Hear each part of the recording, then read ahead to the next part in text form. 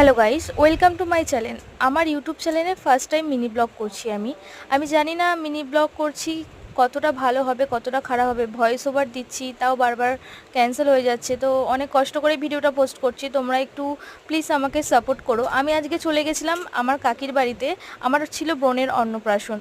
কাকি বলেছিল যে ঘরটা একটু সাজিয়ে দেওয়ার জন্য।